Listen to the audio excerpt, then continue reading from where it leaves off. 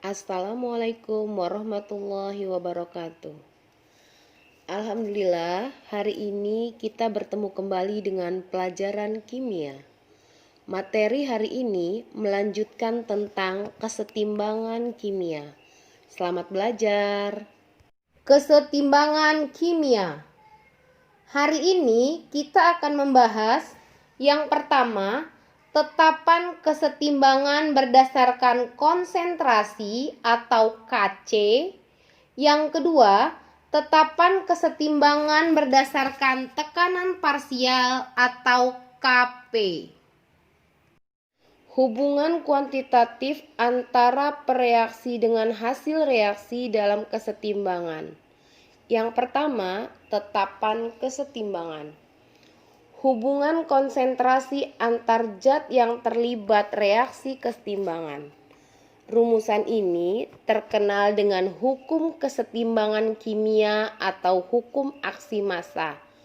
Rumusan tersebut berbunyi, untuk reaksi kimia pada suhu tertentu, perbandingan hasil kali konsentrasi zat-zat ruas kanan dengan konsentrasi zat-zat ruas kiri masing-masing dipangkatkan dengan koefisien reaksinya, mempunyai harga tetap pada suhu tetap.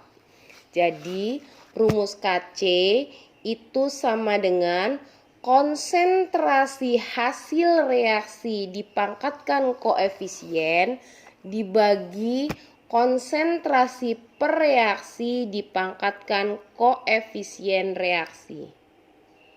Yang kedua, perhitungan tetapan kesetimbangan berdasarkan konsentrasi atau dikenal dengan Kc dibagi menjadi dua. Yang A yaitu kesetimbangan homogen. Kesetimbangan homogen terjadi pada reaksi yang melibatkan zat yang mempunyai fase sama, yaitu yang berupa fase gas atau fase larutan. Yang B, kesetimbangan heterogen.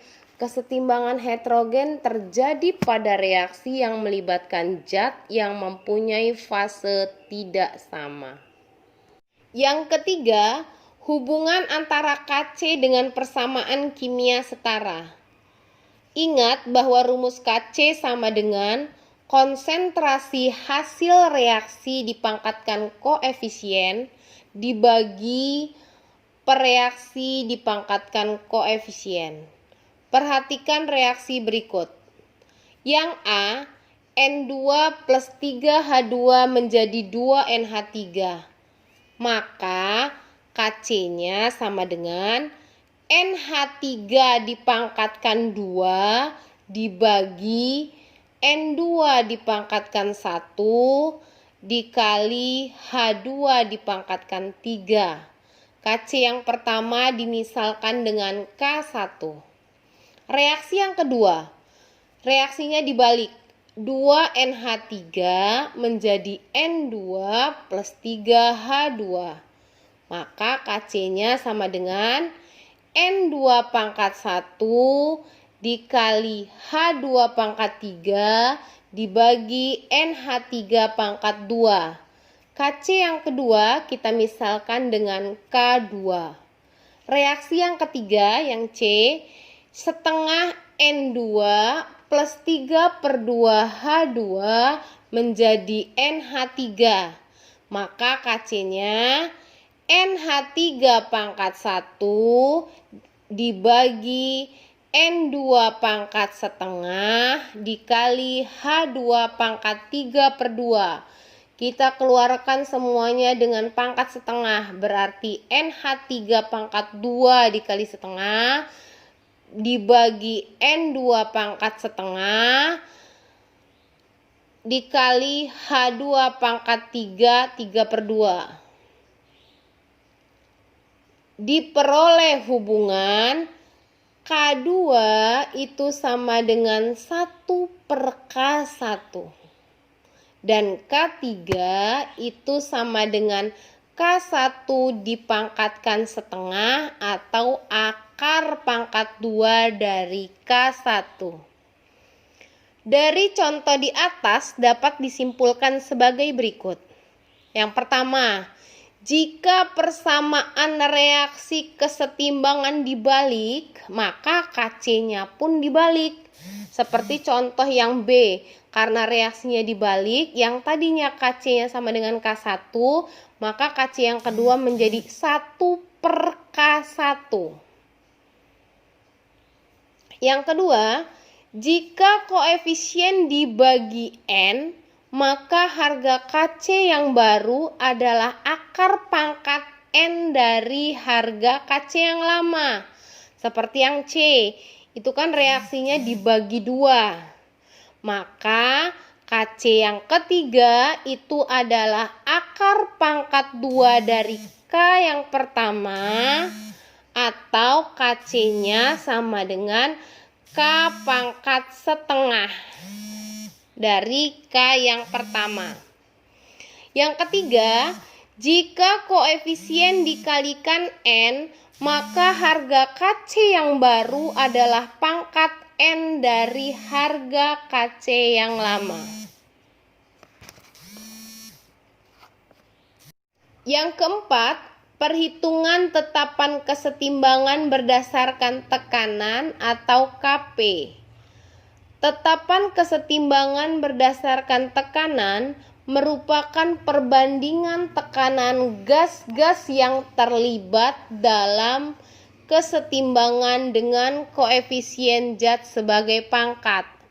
Kp sama dengan tekanan hasil reaksi dipangkatkan koefisien dibagi tekanan per reaksi dipangkatkan koefisien. Reaksi yang homogen contohnya Ma plus Nb menjadi Qc plus Rd. Maka Kp-nya tekanan C dipangkatkan Q dikali tekanan D dipangkatkan R dibagi tekanan A dipangkatkan M dikali tekanan B dipangkatkan N. Untuk reaksi yang heterogen, persamaan reaksinya Ma fasenya solid ditambah Nb fasenya gas menjadi Qc fasenya gas plus Rd fasenya gas. Reaksi heterogen, kesetimbangan tekanan gas, berarti yang A tidak dipakai karena A itu bukan gas tapi solid padat, maka A tidak dipakai. Maka Kp-nya sama dengan tekanan C dipangkatkan Q dikali tekanan D dipangkatkan R dibagi tekanan B dipangkatkan N. Dengan PA, PB, PC, dan PD merupakan tekanan parsial zat A, B, C, dan D. Tekanan parsial zat A dapat dihitung dengan persamaan sebagai berikut. PA sama dengan jumlah mol A dibagi jumlah mol total gas dikali tekanan total. Begitu juga dengan PB, berarti PB sama dengan jumlah mol B dibagi jumlah mol total gas dikali tekanan total. Kalau PC sama jumlah mol C dibagi jumlah mol total gas dikali tekanan total. Begitu juga PD. PD sama dengan jumlah mol D dibagi jumlah mol total gas dikali tekanan total. Tekanan total itu sama dengan jumlah seluruh tekanan pada sistem kesetimbangan, di mana jumlahnya PA ditambah PB ditambah PC ditambah PD. Hubungan Kp dengan Kc. Ingat, di kelas 10 kita sudah belajar tentang persamaan gas ideal. di mana rumusnya sama dengan P kali V sama dengan nRT.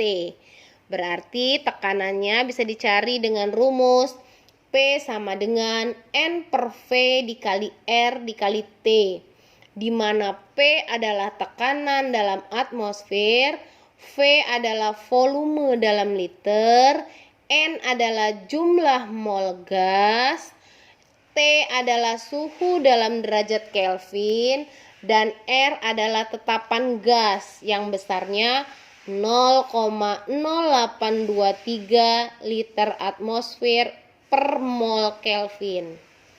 Derajat disosiasi. Disosiasi adalah reaksi penguraian suatu senyawa menjadi zat-zat yang lebih sederhana. Disosiasi merupakan reaksi kesetimbangan, sedangkan besarnya fraksi zat yang terdisosiasi dinyatakan dengan derajat disosiasi atau alfa. Derajat disosiasi adalah perbandingan antara jumlah zat yang terdisosiasi dengan jumlah zat semula. Derajat disosiasi dapat berupa angka desimal atau berupa persentase, di mana rumusnya adalah alfa sama dengan jumlah mol zat terurai dibagi jumlah mol zat mula-mula. Penerapan prinsip kesetimbangan. Reaksi kesetimbangan dalam kehidupan sehari-hari, contohnya yang pertama, reaksi kesetimbangan pada peredaran oksigen di dalam tubuh. Yang kedua, reaksi kesetimbangan air dalam tubuh. Yang ketiga, reaksi kesetimbangan dalam mulut. Reaksi kesetimbangan dalam bidang industri, contohnya yang pertama, pembuatan amonia. Yang kedua, pembuatan asam sulfat. Alhamdulillah, materi tentang kesetimbangan kimia selesai.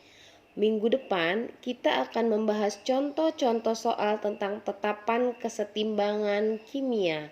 Wassalamualaikum warahmatullahi wabarakatuh.